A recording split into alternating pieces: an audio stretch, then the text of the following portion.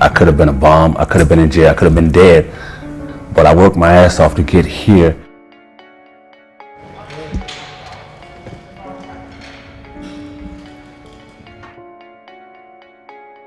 You know, you hear a lot of negative things about Dennis Rodman, but people don't actually know Dennis Rodman. They just see what they see on the court and what they read in the papers and say, God, he's a bad person. Does it hurt you that the public perceives you as this bombastic, crazy guy? No, I just think that I created this monster. But nobody can say anything bad about me as a teammate. You know, you got the great Michael Jordan, the great Scottie Pippen, the great Phil Jackson. But if you take me away from this team, do they still win a championship? I don't think so. I love Michael Jordan to death. I love Scottie Pippen, all these guys. But they really don't do the things that I do. I'm the only guy to go out there and do all the dirty work, take that abuse from other players. Dennis is he's kind of lagging back there behind everybody else, and you know, his enthusiasm for the game right now. Dennis Rodman's the best on-ball defender I've ever seen in 30 years. The problem was that he wasn't always motivated to play. You know, it's not one of those periods that I'm bored as hell and I gotta find some way to put a log on the fire. He hadn't accepted the role that Scottie wasn't gonna be around, and we needed you to be more accountable. I need to count on you. So around that time, we had a game, and he gets kicked out for some shit. And I'm livid because he gets kicked out of the game. He leaves me out there by myself because Scottie's not playing. And Dennis knew he fucked up. He knew he screwed up. I went to Michael Jordan's room as for a cigar, but I think that he knew the fact that, you know, that I think that's probably his way of me showing him that, you know, man, my bad. And from that point on, Dennis was straight as an arrow. And we started to win. Dennis is what held us together. When Scottie was out, he had to really focus to make us as competitive as we were. We adapt, and we adapt quickly, and we're off and running. Rodman battling for the rebound, saving it in, and Kerr snatches it out of the air and drills it. Now that's winning basketball. Those are the plays that Dennis Rodman does to make his team great. As a black kid, you know, living in projects, life was really fucking nuts, right? It was like, whoa. I lived in the street for 2 years.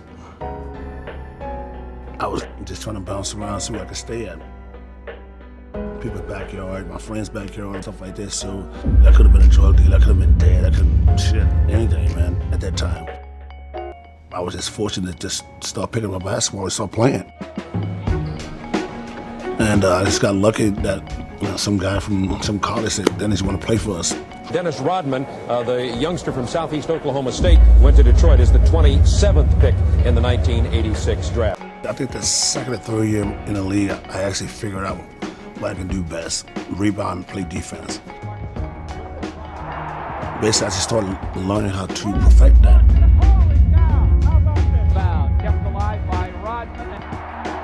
I was pretty much like that rash. Hopefully, that's that rash you can't ever get rid of, right? Dennis Rodman was the fuck up person. He just fucks everything up. He's a pest, shutting down whoever he wanted to. It was always a challenge. He was one of them players that had changed the game just by his presence. The Detroit Pistons were the epitome of the physical, tough, hard-nosed brand of half-court basketball. Were they threatening the safety of the league's top players? I don't think they cared. Last night may have been the last time we see Dennis Rodman in a Pistons uniform. The Worm is now a Spur, traded for Sean Elliott and David Wood. Dennis goes to San Antonio, and then Demolition Man comes out and he changes his hair color. That's me, that's Dennis Rodman.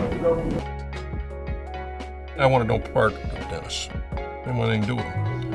And Jimmy Stack, who was my assistant at that point, came to me and said, let's talk about Rodman. I said, no, I don't want to talk about Rodman. Dennis was acting out in San Antonio, but I just felt like the structure that we had with Michael and Scottie and the leadership, Dennis would respect those guys and play and thrive.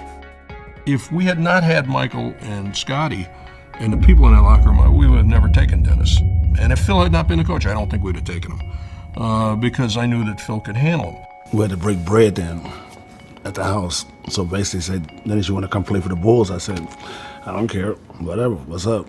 Last week, the Bulls announced the acquisition of a player many people consider the most controversial basketball star in the NBA.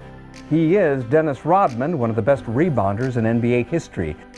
Is it one of the shrewdest moves the Bulls have ever made or one of the dumbest? It was a visceral reaction to Rodman. Rodman was at the center of the most hated team in the history of Chicago. We all thought, well, there's no way they would ever accept him. Like, even if they sign him, they'll never accept him.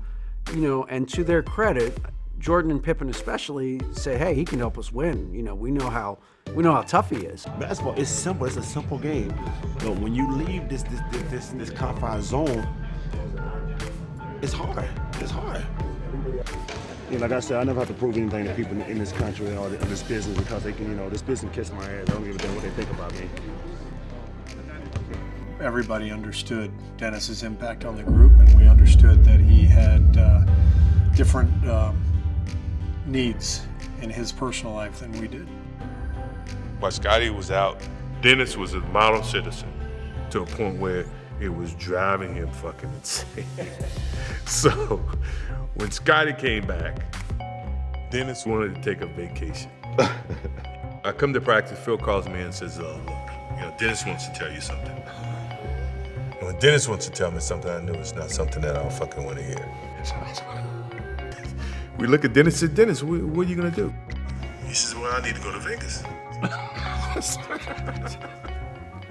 Phil, you let this dude go to vacation, we're not gonna see him. You let him go to Vegas, we definitely not gonna see him. So he looks at Dennis and said, Dennis, well, can your vacation be like 48 hours?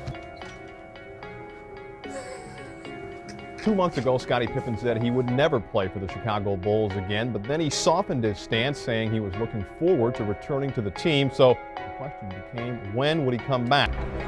After watching 35 games from the bench, the Bulls forwards suited up at the United Center tonight and took the court.